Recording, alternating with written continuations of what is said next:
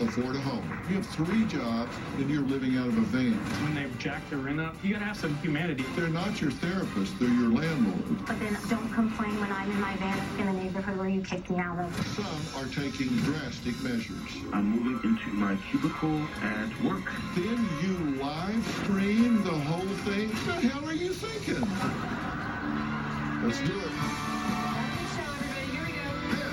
This is a safe place to talk about hard things. Stand by. I'll count you down. Today is going to be a changing day in your life.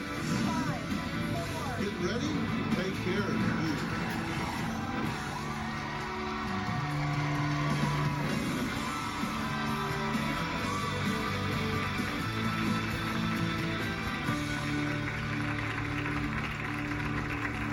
I want you to imagine working more than 60 hours a week, juggling multiple jobs, running yourself into the ground, but still not being able to afford a home for your family, making you one of thousands of working homeless in America. From evictions to the high price of rent, it is no secret that the housing market, combined with the rising cost of living, has created a crisis for many average families. Take a look.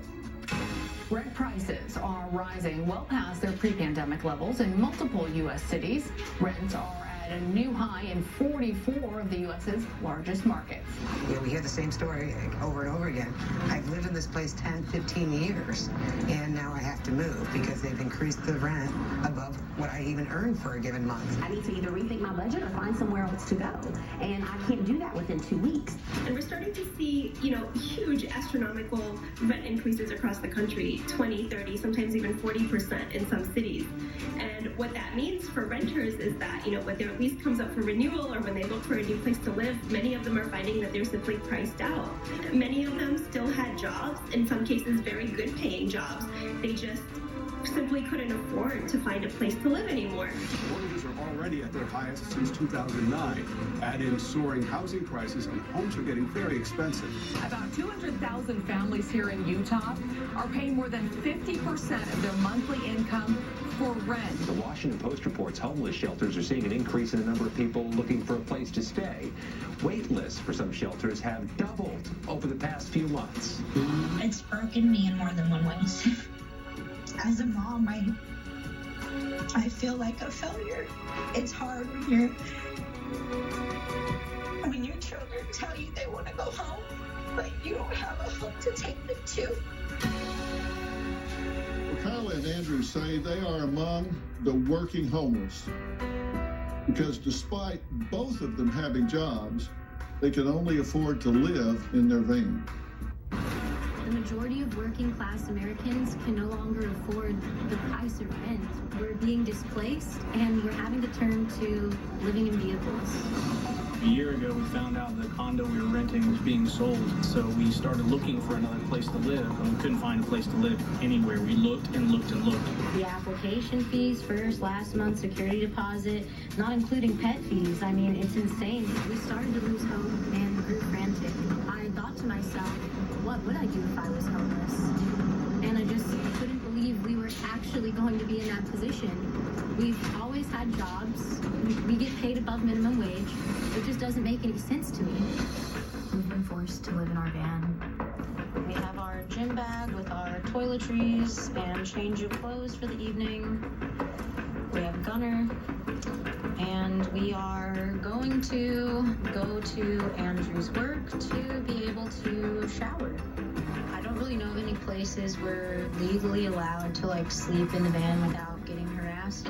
We can't park here. We got a call from the director of parks yesterday. Do you have a suggestion on where we can sleep in the vehicle that's safe?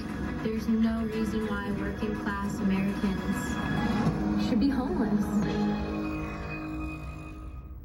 Well, it's good to meet you both. You as well. Now, I know you're living in your van at this point, Yes. but both of you are working. Take me through that moment when you were handing over the keys to the condo and you realized, I'm saying goodbye to housing. I've just joined the ranks of the homeless. It feels surreal. It doesn't, never in a million years did I think I would be homeless. I've never been without a job. I went to college. Like, I don't understand, like, how this is happening. I feel like being homeless is associated with, like, you've done something wrong or weren't trying hard enough. So it still doesn't feel real to me. It's disheartening because you feel like you're the one that's supposed to be providing and taking care of things. So you feel like a failure, although you don't know what to do because you've been doing everything you know to do. So you're scrambling, you're staying up late at night, every night, thinking about how can I make this work? We looked for places for the entire time. I mean, I was still hoping that we wouldn't have to do this, even though she had come to the reality, I think, prior to me coming to the reality of it. She sat me down and said, hey, this is going to happen because we could not find a place to rent. Our credit, the price of rent, there was no options. And we tried everywhere. We spent hundreds of dollars on application fees. Have you failed? I felt like that many times, yeah. There's been very dark days and nights where I've felt that way. Has your perception of homeless people being failures in society changed? Yeah, it takes a toll on your self-esteem.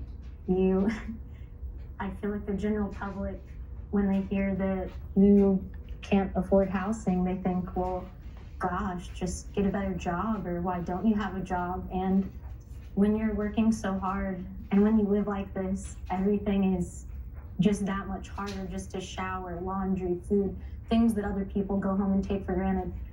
I feel like we're doing everything in our power, and it's just people still think, well, just do a little bit more. I don't know what else to do. I would love to be able to afford even a studio. It doesn't have to be anything fancy, but it really makes me feel like I'm a second-class citizen. With a lot of my jobs, I try to not mention that I'm living in a van because I know the way I'm perceived at work or the way that I'm perceived socially will change. I try to mask it by still dressing nicely and doing my hair and makeup, but when you tell people, they just get a look on their face like, oh, you're a loser, you know, that's how it feels. And when you know people look at you that way, do you internalize that? Do you think, well, I guess they're kind of right?